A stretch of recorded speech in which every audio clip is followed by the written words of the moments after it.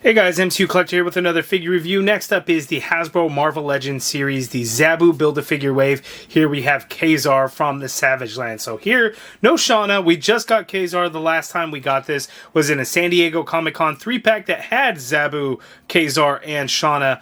But here, no Shauna yet. Of course, Hasbro is going to release that figure. Why it would not have been in this wave, I don't really know. I'm thinking maybe there's going to be like another San Diego Comic-Con pack or some kind of 3-pack that's probably going to have another repaint of Zabu, Ka-Zar, and Shauna. Likely, or a different Savage Land pack that's going to have Shauna in it. That's the only thing that would make sense of what Hasbro might have planned for there. But here we have a look at Ka-Zar. He's got a couple of different accessories. Looks like he's got a knife. Looks like he's got either a spear or a bow staff. I think it's a spear. And then he's got 2 extra sets of hands. And he comes with one of the legs for Zabu. So pretty cool. Side artwork of Zabu right there, looking pretty scary. There, looking at the back, you get a full look at that artwork for Ka-Zar. The bio reads, in a lost world full of prehistoric dinosaurs, Ka-Zar performs heroics as Lord of the Jungle alongside his saber-tooth Zabu. So, pretty exciting to finally get a new version of Ka-Zar and Zabu. But, again, no Shauna. Time will tell when and how that's going to release. There's no way Hasbro doesn't release that. But anyway, enough of that. Let's go ahead and get this figure out of the package and take a look. Okay, so here's Ka-Zar out of the package. You know what? Ka-Zar is pretty good. Not a whole lot going on for him. Obviously, he's a damn near naked action figure.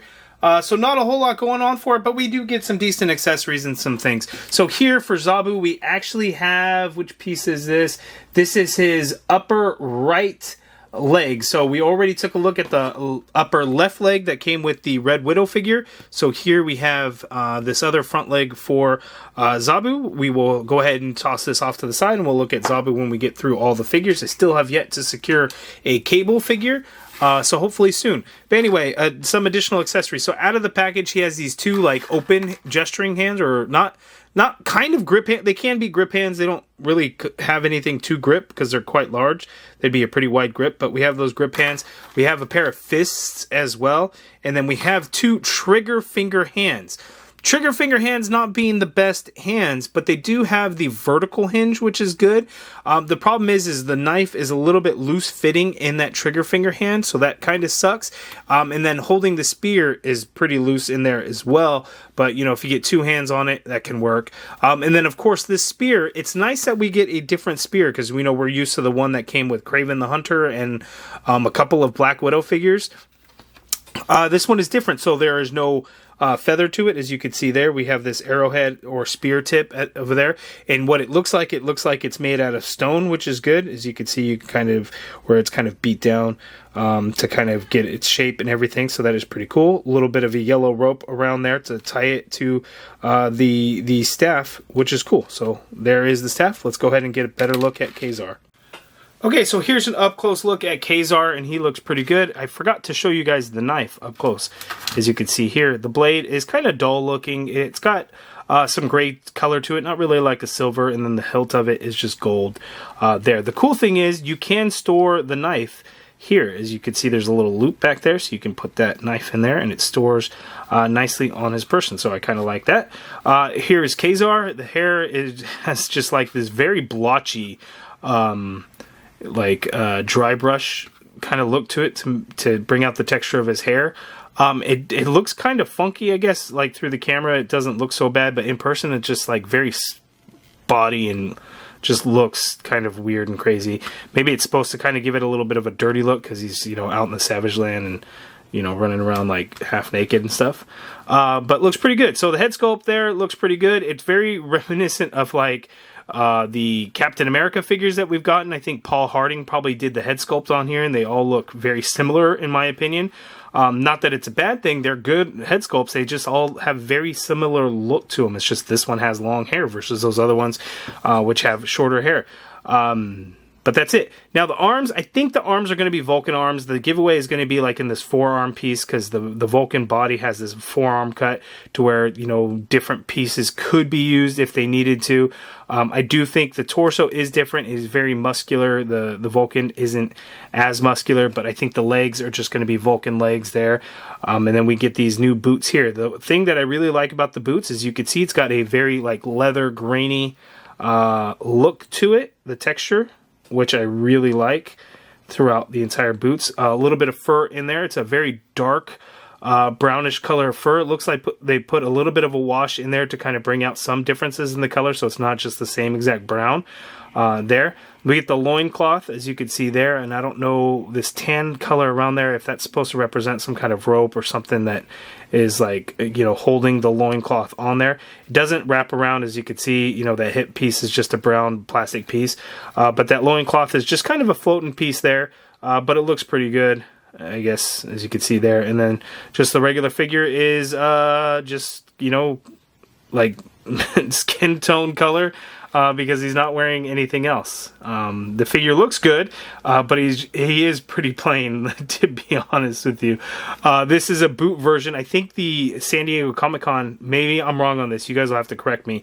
I thought it was a barefoot, and I know like in the comics, some artwork he's depicted as being barefoot, but you know, this one, he's got the boots on there, and I think that works quite well. But trigger finger hands are weird because he doesn't have a gun, so a little bit odd. And then the skin tone color, you know, when it's a different color, it blends in a little bit more, but we see the cut on the forearm just looks a little bit weird.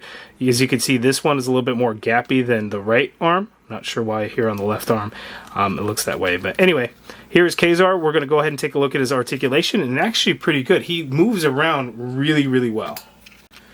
Okay, so Ka-Zar's articulation, the head is on a disc hinge, so he can look down that much. He can't really look up because of his long hair, of course, it's just going to get in the way. Full rotation in there, not really any pivot going on in the head. The arm, you can go out and up a little bit. You get a full rotation in there. There is a butterfly joint, so you can get the arm to go back a little bit.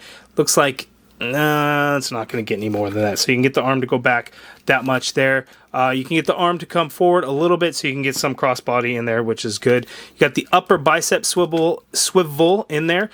Double jointed. Hold on, I'm getting this elbow, the shoulder all out of whack. Double jointed pinless elbow, that much bend there, which is nice. Wrist swivel, and they hinge. Vertical hinge on the trigger finger hands. The fists and the clawed grip hands have the standard horizontal hinge, so vertical on the two trigger finger hands, which is good for wielding a knife and then wielding the spear. We have an ab crunch on this guy, so we can crunch forward that much. That is pretty good, but that is a very ugly look in the back, and that just, it doesn't look natural and good. Now, good thing is it's on the back. You're not really going to see it, but just know that, yeah, it does look kind of bad, and then it's very gappy. You can actually see up in there, and then going back, it is not very good or natural looking either. It is fairly gappy there too. So that is a little unfortunate. You got a waist swivel in there. The loincloth does kind of get in the way of a little bit. You can't really hoist it down.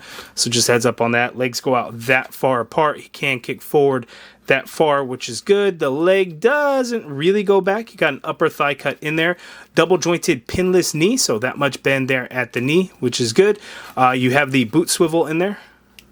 Foot hinges all the way down. You get some hinge up, ankle pivot, pegals at the bottom of the feet. So all the articulation you could want.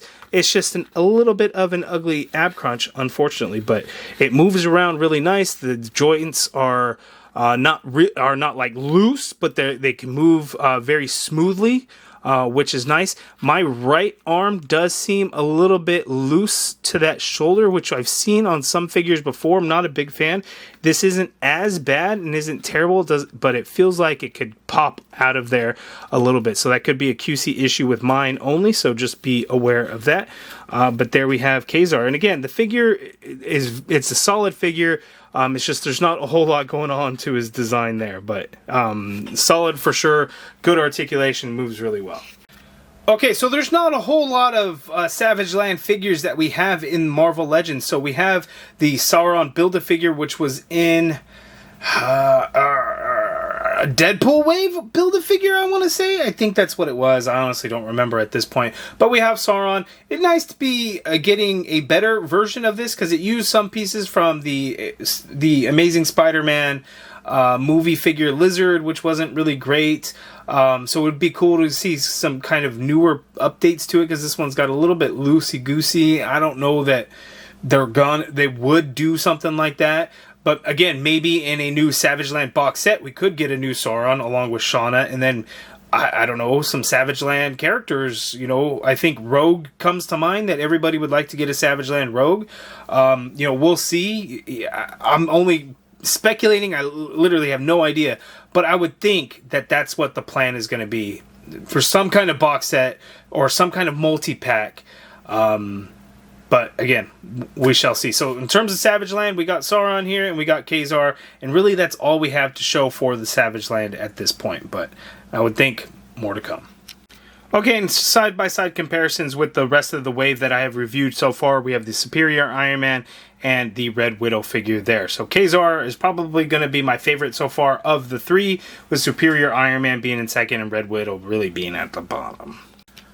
Okay, so that is my review of Ka-Zar. You guys let me know down in the comments below. What do you think of this figure? I think it's a good one. A solid update, I would imagine, from the original release that used... I don't know if it used a Toy Biz body for sure, but it had, you know, like the ball-jointed hips and all of that. Probably still holds up, but when you look at it compared to today's standards of figures, obviously it's just not as good.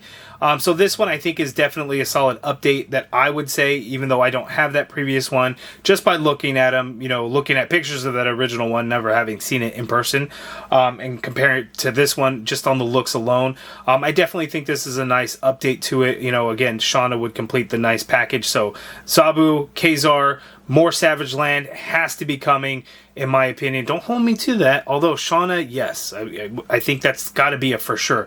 Again, I just think it's something that they're going to put into like a multi-pack or something like that. So you guys let me know down in the comments below. Are you picking up Ka-Zar? If you get in Zabu, you know, build a figure, I think you got to have Ka-Zar, and if you have Ka-Zar, I think you got to have Zabu. So they really go hand in hand. So it makes sense that you're going to be getting them. But I want to know what you guys think of this figure, and you know, what Savage Land characters would you like to see Hasbro release next? Let me know in the comments below. If you guys like this video, please do me a favor and hit that thumbs up button. Subscribe if you haven't already done so. And as always, thank you for watching.